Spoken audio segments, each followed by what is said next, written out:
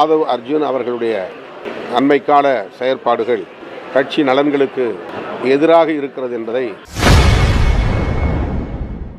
கட்சி நலனுக்கு எதிராக செயல்படும் விசிக துணை பொதுச் செயலாளர் ஆதவ் அர்ஜுனா மீது கலந்து ஆலோசித்து நடவடிக்கை எடுக்கப்படும் என அக்கட்சி தலைவர் திருமாவளவன் செய்தியாளர் சந்திப்பில் தெரிவித்துள்ளார். 10 பேர் உள்ளனர். அதில் ஒருவர் ஆதவ் அர்ஜுனா அவர்கள் துணை பொதுச் செயலாளர் அளவிலான பொறுப்புகளில் இடம்பெறக்கூடியவர்கள். கட்சி கட்டுப்பாட்டை மீறுகிற போது, கட்சி நலன்களுக்கு ஊறு விளையும் வகையில் செயல்படுகிற போது, தலைவர் பொதுச் செயலாளர் அடங்கிய உயர்நிலை குழுவில் விவாதித்து முடிவெடுக்க வேண்டும் என்பதை ஒரு நடைமுறையாக நாங்கள் கொண்டிருக்கிறோம். அதிலும் குறிப்பாக விடுதலை சிறுத்தைகள் கட்சியில் தலித் அல்லாதவர்கள் எந்த மட்டத்தில் பொறுப்பிலே இருந்தாலும், எந்த அடுக்கிலே பொறுப்பிலே இருந்தாலும், அவர்கள் மீது நடவடிக்கை என்று வருகிற போது தலைவர் பொதுச் செயலாளர்கள் உள்ளிட்ட உயர்நிலை குழுவின் கவனத்திற்கு சென்று அவர்கள் மீதான குற்றச்சாட்டுகள் எந்த அளவுக்கு முகாந்திரமானவை என்பதை உறுதிப்படுத்தி நடவடிக்கை எடுக்க வேண்டும் என்பதையும் ஒரு நடைமுறையாக கொண்டிருக்கிறோம்.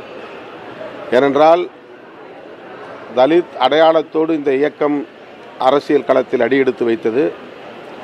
இது முழுமையான ஒரு அரசியல் கட்சியாக மாற வேண்டும் என்பதற்கு வேளச்சேரி தீர்மானம் என்பதை நாங்கள் 2007 நிறைவேற்றினோம். தலித் அல்லாத ஜனநாயக சக்திகள் இந்த கட்சியில் அதிகார மையங்களுக்கு வர வேண்டும், பொறுப்புகளை ஏற்க வேண்டும் என்பதுதான் அந்த தீர்மானம். அப்படி வருகிற போது அவர்களுக்கான பாதுகாப்பை உறுதிப்படுத்த வேண்டியது தலைவருடைய கடமை.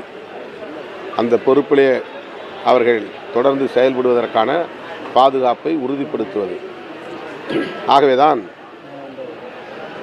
ஆதவ் அர்ஜுன் அவர்களுடைய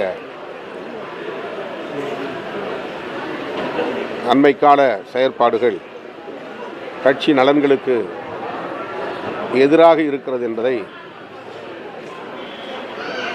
கட்சி தோழர்கள்,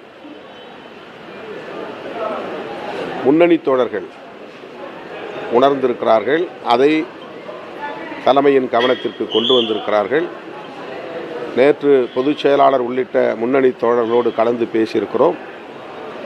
அது தொடர்பான முடிவை விரைவில் அறிவிப்போம்.